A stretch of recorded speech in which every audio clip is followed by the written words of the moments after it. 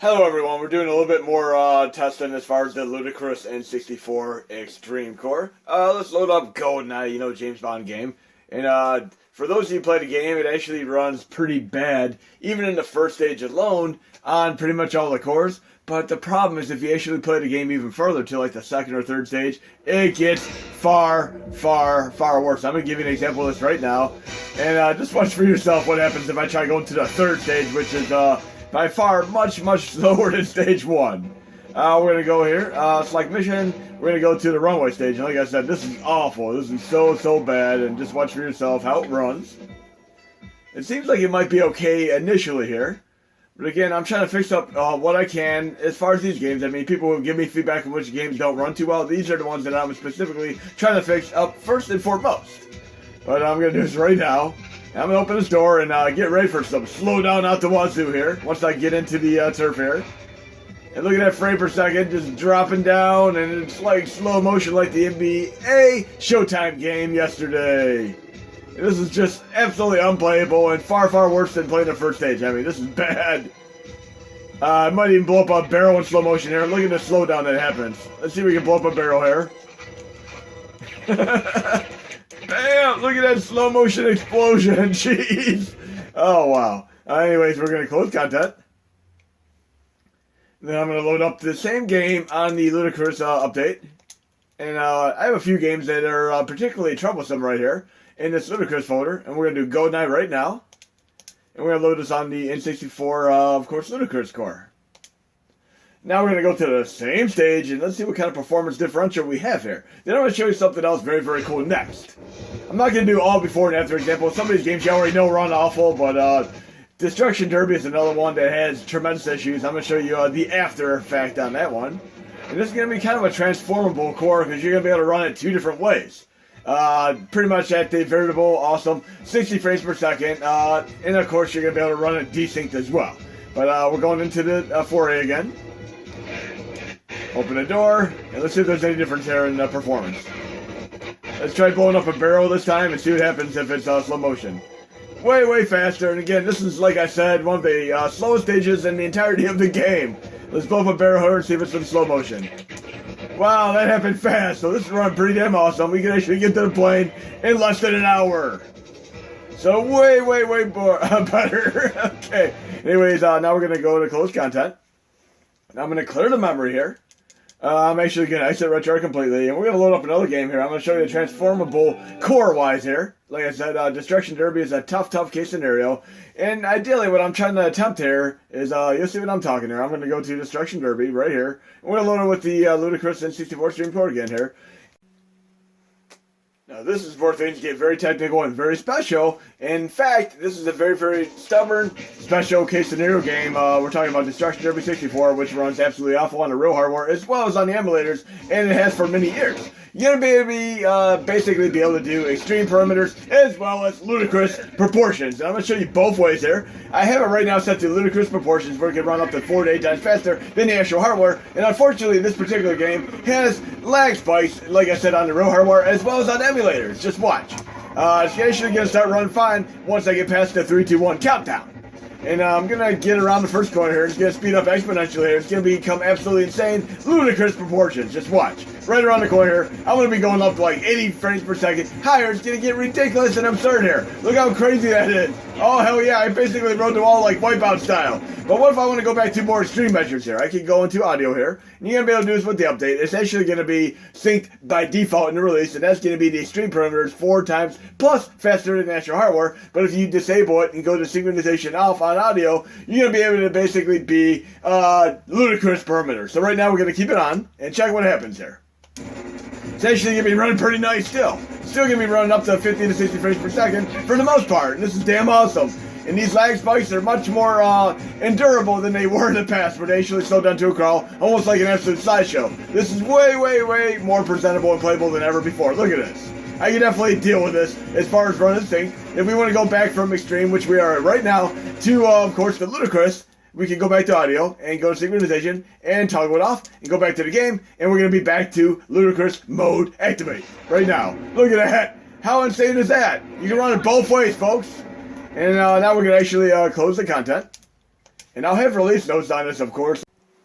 Now then, we're going to do another special test here. It's one of the last games in this video. We're going to do 1080 Snowboarding, a great example in the genre of extreme legacy games, and along with Tony Hawk 1, 2, and 3, and all the other games in the series. But I love Tony Hawk 1, 2, and 3 the best. Extreme Sports 1, 2, and 3 on PlayStation 1, etc. What other extreme sports game do you like? I also like extreme sports movies and TV shows. Like I said, Nitro Circus is phenomenal. Definitely check it out. YouTube clip of it, the movie special show, and you'll get a kick out of it. But typically, even if you have good enough hardware, oh look, Camp Crystal Lake here, Jason Voorhees for the win. Love the Freddy vs. Jason crossover. They needed to do another crossover, but with Jason, Freddy, Chucky, Ash, and maybe the kid from Better Off Dead, saying I won my $2 to the wannabe Jason Voorhees on Halloween with his $2 machete from the Halloween store. But in any case, we're running 70 frames per second right now, and this is damn awesome.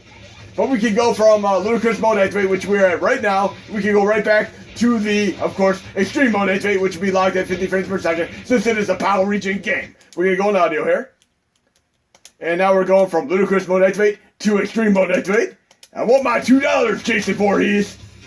And this is probably pretty damn awesome there. But unfortunately, due to the on-optimization and rush job of the PlayStation Classic initial lineup, some of the games were actually PAL in nature and they did not run all too well in the hardware. But as you can see right here, this is pretty nice, actually, at 50 frames per second in Extreme Mode Activate.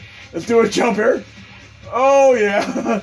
But let's go back to the Extreme to Ludicrous Mode Activate audio here. Now we're going back to Ludicrous Mode Activate. Bam! Now we're back to 70 frames per second. I want my $2. I'll be able to catch them a lot faster. I'm going to be able to do a jump here. Whoa!